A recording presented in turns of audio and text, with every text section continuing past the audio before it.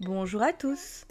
Aujourd'hui, je vais vous lire Pinga, la petite sœur. Maman est très énervée. Je pense que le moment est arrivé. L'œuf commence à bouger, dit-elle. Appelle immédiatement la sage-femme. Papa! L'œuf ne présentant pas encore la moindre fente, papa pense qu'il est encore trop tôt. Papa s'installe sur l'œuf et essaie de calmer maman qui marche de long en large. Le téléphone retentit. C'est une erreur. Quelqu'un s'est trompé de numéro. En plus, la bouilloire se met à siffler. Pingu se bouche les oreilles. Impossible de trouver la paix. Tout à coup, papa fait un grand bond et se frotte le derrière. « Aïe !» crie-t-il. « On m'a pincé les fesses !» Indigné, il remarque un petit bec émergeant de la coquille d'œuf fendillée. Plus de temps à perdre. Il court au téléphone et appelle la sage-femme. « Venez immédiatement. C'est une question de vie ou de mort. La situation est tragique. Abandonnez tout. » Maman se lamente à mi-voix. « Pourquoi n'as-tu pas appelé lorsque je te l'ai demandé ? Espérons qu'il n'est pas déjà trop tard. » Entre-temps, Pingu est monté sur le toit de l'igloo pour surveiller l'arrivée de la sage-femme. Heureusement qu'elle s'est dépêchée d'arriver sur ses patins à glace. Dès qu'il l'aperçoit au loin, il ouvre la porte de l'igloo afin qu'elle ne perde pas une seule seconde. À force de se dépêcher, la sage-femme a perdu son bonnet. Elle ne l'a même pas remarqué. Elle est déjà en train d'écouter battre le cœur de l'oisillon à l'aide de son stéthoscope.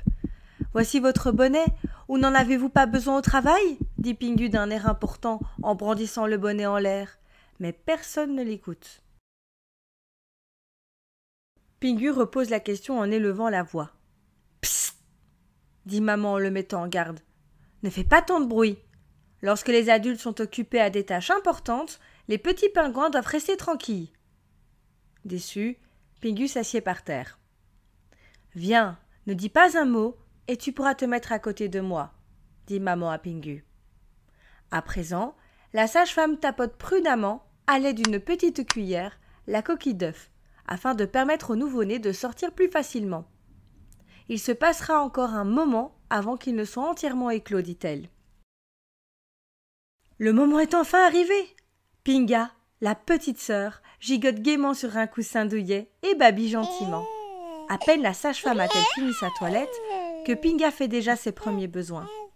Ça commence bien, pense Pingu. Elle nous fera sans doute de temps en temps des misères. Mais lorsque Pingu reçoit l'ordre de jeter le papier dans les toilettes, il se voit investi d'une mission importante qui le remplit de fierté. Entre-temps, la sage-femme prend congé. Tout est parfaitement en ordre. Vous avez donné naissance à une magnifique fillette. La petite Pinga pleure. Que lui manque-t-il ? Se demandent-ils tous. Peut-être n'aime-t-elle pas le tabac de papa ? Dit Pingu. C'est aussi l'avis de maman, qui extirpe la pipe de la bouche de celui-ci. Pingu la saisit aussitôt et sort l'enfoncer dans la bouche du bonhomme de neige. Papa la cherchera-t-il là-bas ? Pendant ce temps-là, papa a installé l'appareil photo. Blotti dans les bras de maman, Pinga boit gentiment son biberon. Pingu se tient debout à côté d'elle. Il s'étire tant qu'il peut, afin de paraître encore plus grand à côté de sa petite sœur. Papa ordonne. « Souriez ! Attention ! 1, 2, 3 !» Et déjà, la première photo de la petite Pinga est prise. Nous sommes arrivés à la fin de cette histoire. Merci de m'avoir écouté et à très vite pour une nouvelle histoire.